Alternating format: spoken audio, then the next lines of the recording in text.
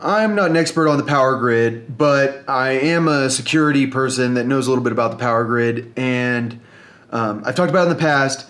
Improving the efficiency of the U.S. national electricity grid by 5% would be the equivalent of eliminating the fuel use and carbon emissions of 53 million cars. And what does that mean? That means sending out less electricity, and because right now there's all this electricity that kind of circulates until it dissipates, it disappears. So there's like long-term transmission or long-distance transmission, and there's medium-distance transmission, and then there's short-distance transmission of electricity.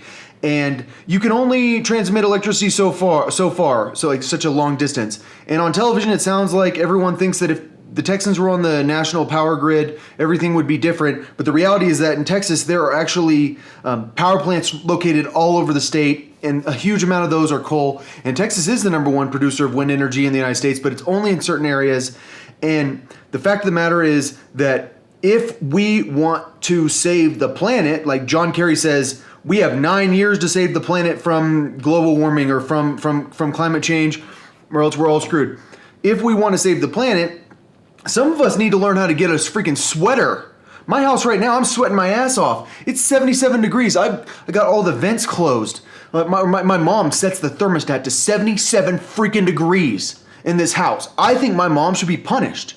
I think she should get the crap kicked out of her by her natural gas bill.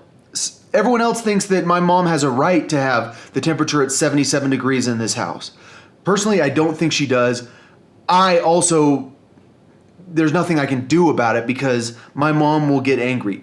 The fact of the matter is, back in the day, there were Indians, American Indians, that lived in Glacier National Park in little teepees, freezing their freaking ass off all winter, and they barely had any food, and every Indian in the freaking world, I'm exaggerating, but pretty much every single American Indian, if you've ever been to an Indian reservation, they all believed that they were mistreated by the American government, who forced them to get central heating in their house and forced them to have electricity and forced them to live in a country where they don't have to freeze their freaking asses off like their ancestors did. And they all go, oh, they've ruined our culture. They have taken our ways away. We used to be very, very progressive people. We used to live off the land, and everything was great until we were starving our asses off. They believe that, and if you go talk to the liberal media, I guarantee you the liberal media all agrees also that the Indians were better off before they joined Western-style society, where the Franklin stove kept people warm. But what I'm trying to say is, people used to wear sweaters. People, like, I heard about this guy that froze to death in his armchair. That's survival of the fittest. If you're too stupid to put on multiple layers of clothes and cover yourself with blankets, are you like, you deserve? I mean, he didn't deserve to die. I'm gonna do this one right here. I don't even know how to do the sign of the cross. Didn't deserve to die, but he pretty much deserved to die. I mean, really, like, he's that stupid.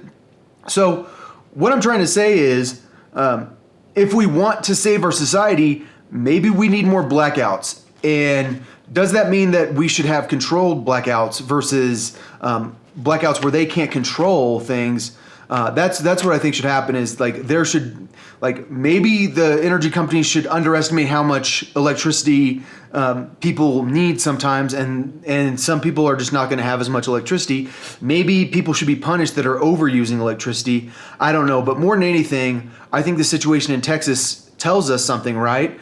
It tells us that if we don't have fossil fuels, even in Texas, the number one producer of wind energy in the United States, if we don't have fossil fuels, then we can't purify our water, because our water treatment facilities depend on electricity. And if we can't purify our water, a lot of people are screwed. I'm not screwed. I have a plan in case the water in case there's no way to get clean water. I have a water purifier, but the general population doesn't have a plan. And what I'm trying to say is there's a reason that I want to go to war. There's a reason that I have it planned for, that I have this plan for World War III. That's a very easy war comparatively. It's because I know that our water supply depends on our electricity. And it feels like no one else knows that. It's kind of like I'm trying to talk to the freaking Blackfeet Indians, and I'm going, hey guys, if you join our society, you might actually enjoy it because you won't freeze your ass off for like the majority of the year. I mean, I don't know if you guys have ever been to Glacier National Park. It's cold as shit. It's a very cold place. And these people used to freeze their asses off, and then the Americans came in and at some point the Blackfeet warriors killed a lot of them. And that's why, according to someone I met from the Blackfeet tribe, there was this mysterious illness that killed all their warriors all at once. And someone released a biological weapon to kill them.